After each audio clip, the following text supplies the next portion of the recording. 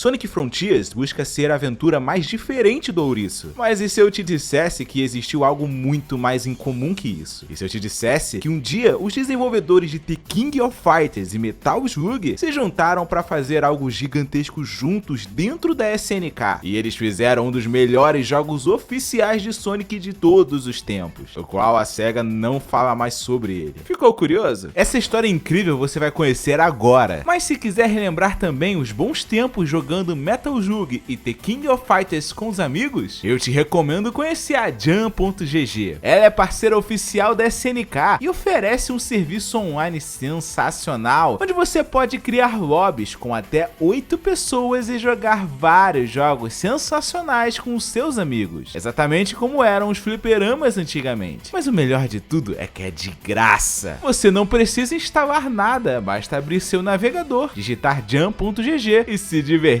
sem qualquer publicidade. Sensacional, né? E se você quiser trocar de jogo, há um catálogo incrível com centenas de opções sensacionais, com jogos clássicos e atuais para você jogar de graça com o seu controle, teclado ou até com arcade. Não demole e chame seus amigos para se divertirem juntos. Clique no link no comentário fixado e conheça a Jam.gg. Eu recomendo. E vamos pro vídeo.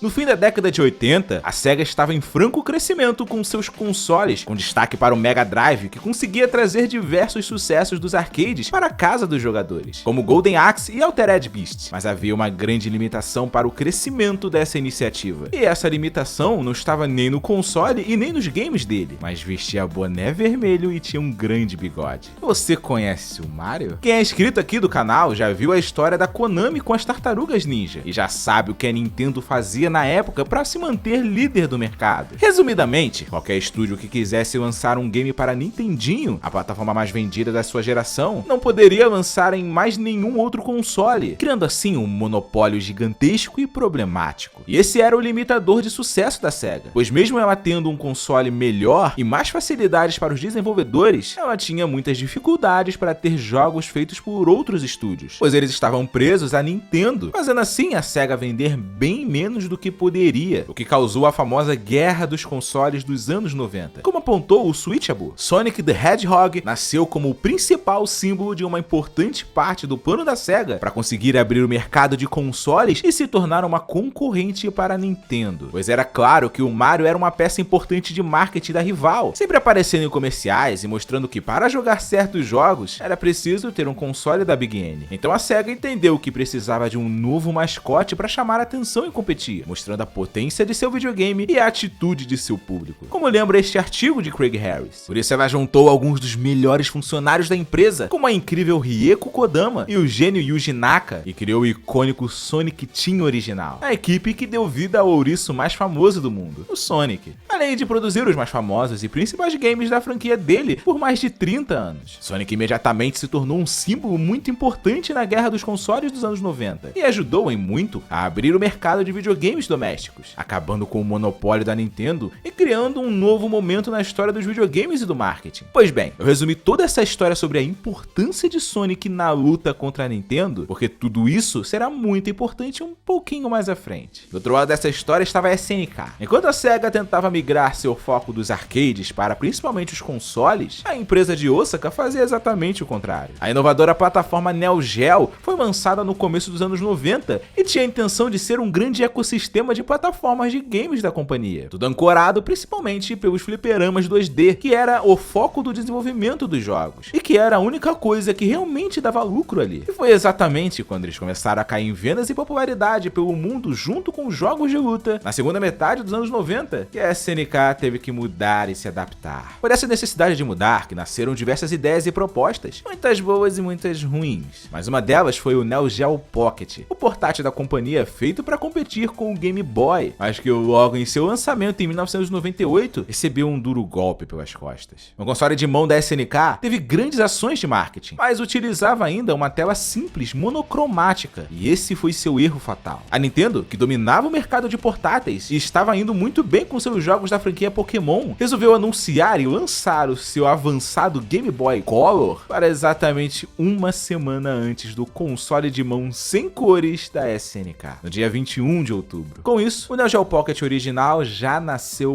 morto. Esse foi um soco na cara das ambições da criadora de The King of Fighters, que já estava amargando muitos prejuízos seguidos e estando perto de quebrar. Então, como mudar essa situação? É aqui que entra o que pra mim é a lenda máxima dos games, o mestre Takashi Nishiyama. Não conhece ele? Vou te ajudar. Ele foi um visionário inovador no estúdio Iron. Depois fez história na Capcom, criando entre muitas e muitas coisas importantes a franquia Street Fighter. Em seguida chegando na SNK e revolucionando tudo, concebendo franquias como The King of Fighters, além de várias mecânicas e golpes famosos usados até hoje em diversos jogos de luta. Na verdade, Nishiyama era o homem forte da SNK nos games, chefiando 4 estúdios de desenvolvimento e sendo o responsável pela aprovação de todos os projetos e lançamentos da companhia. E foi ele quem mudou a história. Conhecido por ter ideias incríveis e fora do esperado, Nishiyama também era conhecido por ser muito educado e bom de negociações, o que em uma sociedade bastante séria como a japonesa é extremamente importante e valorizado. Então ele fez o que foi contratado para fazer: criar os melhores jogos possíveis para atrair o maior número de jogadores possíveis para o Neo Geo. Mas apenas fazer jogos com propriedades intelectuais que tinham ali não seria o bastante para a ambição de concorrer com a Nintendo nos portáteis. Foi por isso que ele tentou algo diferente. Nishiyama e outros executivos da SNK passaram a marcar reuniões com diversos grandes desenvolvedores de games japoneses para tentar fazê-los publicarem seus jogos no Neo Geo Pocket Color, a nova versão do portátil programada para ser lançada em 1999, tendo tela colorida e um hardware muito melhor que o rival Game Boy Color. Mas, embora bom de papo, as conversas trouxeram para o console apenas alguns jogos mais simples, feitos como testes de recepção, realizados pela Taito, Namco e Data East. Mas nada realmente novo e chamativo. Só que com duas certas empresas a conversa deu muito certo. A primeira foi muito fácil de convencer. A bizarra história da parceria entre as rivais SNK e Capcom, que resultou em SNK vs Capcom Match of the Millennium e outros games, quem é inscrito já viu aqui no canal. Mas a segunda empresa não quis fechar a parceria com Nishiyama por causa de amizade ou coisa assim. Muito pelo contrário, tava mais pra ódio mesmo. Em março de 1998, segundo o The New York Times, a SEGA anunciou que estava parando de dar suporte ao fracassado Saturn para se concentrar unicamente em seu novo console, o que deixaria o mercado sem jogos da companhia por um longo tempo. Por isso, a pequena Tiger Electronics aproveitou e gastou muito dinheiro comprando os direitos para lançar a coletânea Sonic Gen, lançada para o Sega Saturn, em seu desconhecido e limitado portátil monocromático Game.com. O porte lançado em meados de 2018 foi bastante criticado, mas foi um marco, pois pela primeira vez na história, um jogo de Sonic foi lançado sem ser em uma plataforma da Sega. Então, se essa empresa de eletrônicos conseguiu, por que a SNK não conseguiria? É aqui que está a surpresa. A verdade é que a SEGA não tinha por que aceitar uma parceria como essa. Embora tenha falhado com o Saturn, a SEGA via muito bem com o lançamento do Dreamcast, que inicialmente teve estrondosas vendas e ainda não tinha qualquer concorrente à altura lançado, esgotando em poucas horas, e com o novo e muito esperado game em 3D de seu principal mascote sendo recém-lançado, o Sonic Adventure. Então ela não tinha por que redirecionar os fãs do ouriço para irem para uma outra plataforma de games, que não a que a SEGA tinha acabado de lançar. Mas, segundo The Headline GameSpot, havia uma coisa que talvez poderia balançar a SEGA, que era exatamente a única que ela e a SNK tinham em comum naquele momento: a imensa vontade ousada de enfrentar a toda poderosa Nintendo. A casa do Sonic já tinha perdido muitas vendas de seu portátil Game Gear, além de já ter tido diversos entreveros comerciais e judiciais com a casa do Mario, que não jogou limpo em diversos momentos. Então, quando Nishiyama bateu a porta, a SEGA não tinha nada a ganhar com isso, mas sua chance de usar o Sonic mais uma vez, só pra tirar algumas vendas da rival, talvez já seria um motivo plausível no meio daquela guerra que já completava quase uma década. E percebendo a situação, ao que tudo indica, Nishiyama ofereceu exatamente isso. Só que em meio às negociações as coisas aumentaram. O Game.com tinha um porte de um jogo feito pela Sonic Team, mas e se no Neo Geo Pocket Color a SEGA não precisasse fazer absolutamente nada no desenvolvimento e ainda ganhasse um dinheiro com isso? Ela não gastaria qualquer centavo com a produção e ainda poderia talvez roubar algumas vendas da Nintendo. Só que o custo para isso seria abrir mão do seu mascote e deixar a SNK ser a primeira empresa, que não a SEGA, a fazer um game oficial da franquia franquia que era símbolo da luta contra a Nintendo. Será que seria uma boa? Então, completamente sem nenhuma necessidade de aceitar isso, a SEGA concordou com a proposta. E no começo de agosto de 1999, a SNK soltou a bomba na imprensa. O primeiro jogo de Sonic não feito pela icônica Sonic Team iria ser lançado pela SNK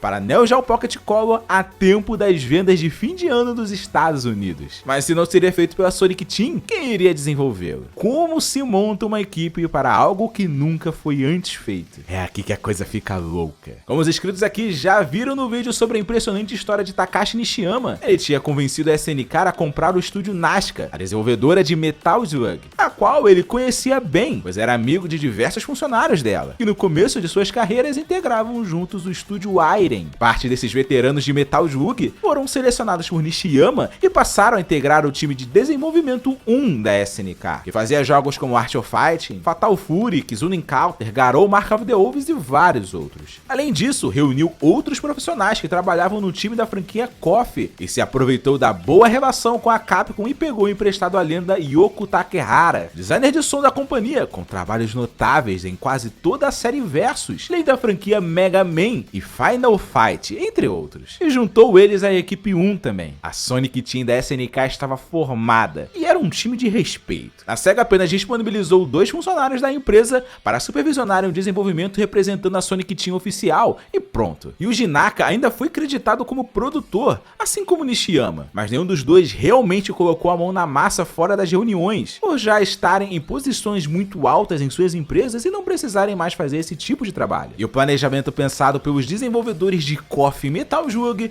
foi bastante inteligente. Na época, os jogos de Sonic saíam todos em 3D, que era a moda do momento. Por isso, o modelo do ouriço foi definido como o de Dreamcast, mais jovem, esbelto e alto. Porém, já existiam fãs reclamando da franquia não ser mais a mesma como era originalmente no Mega Drive. Por isso, a intenção de Sonic da SNK era voltar às origens e fazer um jogo exatamente como os clássicos em 2D, a fim de dar a sensação de que o jogador estava jogando aquilo que ele já havia jogado antes, como revelou a revista Arcade Uck, número 15. Por isso, muitos elementos foram completamente trazidos de Sonic 2 em 1, e a trilha sonora é basicamente uma versão remix em 8 bits das músicas de Sonic 3 e Sonic Knuckles, ou seja, juntou o melhor de vários jogos favoritos dos fãs, criando uma máquina de nostalgia instantânea para os jogadores. Uma tática similar à usada, por exemplo, em Street Fighter 4, que inicialmente era quase que um remake de Street Fighter 2, como já contamos aqui no canal para inscritos também. Só que muito espertamente, a equipe de KOF e Metal Slug criou uma grande diferença com relação aos jogos tradicionais para deixar a sua marca, mesmo que de leve. Logo assim que você começa a jogar o game, assim como tradicionalmente acontece em vários jogos de Sonic, você reconhece a famosa Green Hill Zone, a primeira área, só que ela está com outro nome, Neo South Island, mandando um aviso ao jogador de que ele está na conhecida South Island de Sonic, onde fica Green Hill, mas não da de Mega Drive, mas sim na de Neo Geo da SNK. Por isso, Neo South Island. O game recebeu o nome de Sonic the Hedgehog Pocket Adventure, misturando o famoso nome clássico da franquia com o Pocket do console da SNK e o Adventure do recém-lançado game 3D de sucesso de Dreamcast. Só que mais do que ser um game que dependia das glórias da SEGA, o jogo também tinha seus próprios conteúdos exclusivos, incluindo diversos itens escondidos, modos de jogo completamente novos e até opções de multiplayer competitivo com o Tails selecionável, que poderia ser jogado ligando 2 Neo Geo Pocket Color juntos através de um cabo especial. Mas como as pessoas iriam jogar isso se quase ninguém tinha o portátil na época? A grande ideia de virada começou aqui. Com a notícia sobre o Sonic 2D voltando através de um outro console, rapidamente o jogo ganhou bastante popularidade antes sequer de ser lançado. O famoso hype. Quando os críticos receberam o game antes do lançamento para avaliá-lo, rasgaram elogios com várias notas 10, e com alguns dizendo inclusive que este é um dos melhores jogos da franquia Sonic de todos os tempos. Isso só fez o hype crescer ainda mais. Então, sabendo que tinha uma joia em mãos, não vinda da Sonic Team, mas feita pelos próprios desenvolvedores dos sucessos KOF e Metal Slug, a SNK então resolveu apostar absurdamente muito alto. E, segundo a IGN, colocou na televisão um comercial especial sobre o Neo Geo Pocket Color em todo o território americano a partir de 16 de novembro até o Natal daquele ano, anunciando incessantemente em grandes canais como MTV, Comedy Central, Cartoon Network, Nickelodeon, Fox e vários outros, visando divulgar Sonic Pocket Adventure e outros games negociados por Takashi Nishiyama e a SNK. Pra você ter uma ideia, só para promover esse comercial, a SNK gastou incríveis 4 milhões de dólares, segundo a GameSpot, o que, para facilitar o entendimento, em conversão direta do dólar e corrigindo pela inflação para valores mais atuais, daria cerca de 135 milhões de reais investidos só nessa campanha publicitária de TV em cerca de apenas um mês e meio. Um investimento no melhor estilo tudo ou nada. Mais do que isso, para o lançamento em 5 de dezembro de 1999, muito perto do Natal, a SNK teve uma ideia e criou um pacote com Sonic Pocket Adventure e um Neo Geo Pocket Color juntos para os fãs comprarem por apenas 89 dólares em algumas lojas, segundo a IGN, sendo que o preço sugerido do concorrente Game Boy Color era de 70 dólares, sem qualquer jogo incluso. Uma tática realmente muito ousada e agressiva, e que, se desse errado, poderia ser o fim da empresa. Então chegou o Natal e com ele os resultados. A tática da SNK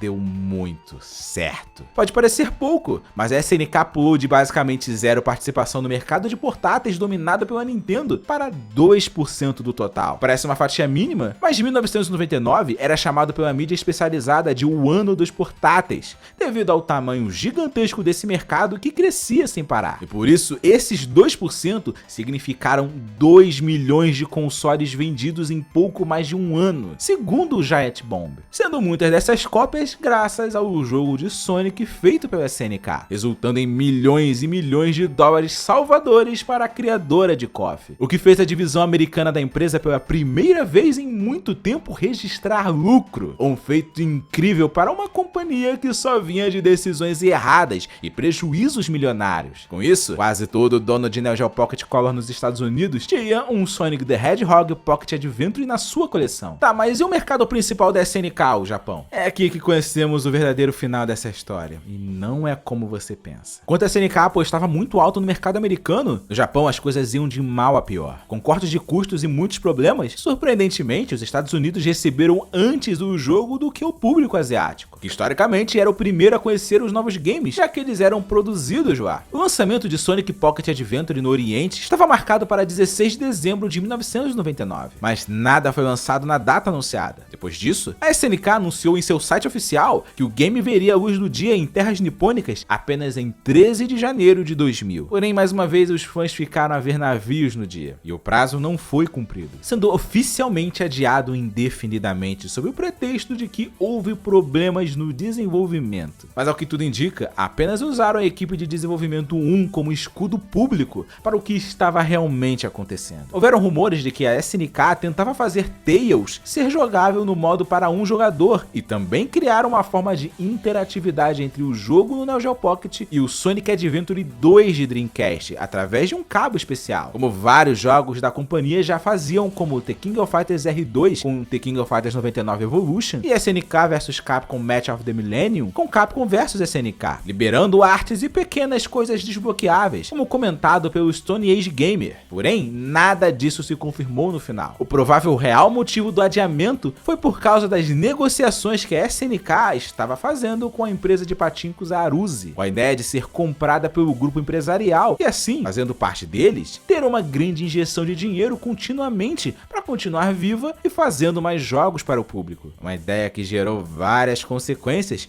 como relatado para quem é inscrito no canal no vídeo sobre por que a SNK faliu. A Aruze tomou uma série de decisões inesperadas e Sonic Pocket Adventure só foi lançado no grande mercado do Japão apenas em 25 de maio de 2000, sem qualquer tradução para o japonês ou coisa assim, não tendo mais muito apelo e sendo um dos últimos jogos lançados para o console em toda a sua história. Nos meses seguintes, todo o departamento de games criado por Takashi Nishiyama e todas as divisões da SNK nos Estados Unidos foram fechadas repentinamente pela Aruze, e em seguida, como revelado pelo Bumblecast, a SEGA decidiu não comentar mais sobre o primeiro jogo de Sonic não feito por ela, deixando ele cair no esquecimento após o fim da empresa que o produziu. Mas nem tudo é tristeza nessa história. Essa situação criada pela nova dona da SNK criou bastante satisfação interna na companhia. Com isso, diversos funcionários começaram a se demitir já logo após o anúncio da venda para a Aruze. Inclusive, o próprio Takashi Nishiyama, que inicialmente montou um pequeno estúdio para alocar esses talentos que se demitiam da SNK. Mas devido ao ótimo relacionamento que ele teve com diversas empresas enquanto ele negociava por aí, como aconteceu com a SEGA ao fazer Sonic the Hedgehog Pocket Adventure, ele recebeu um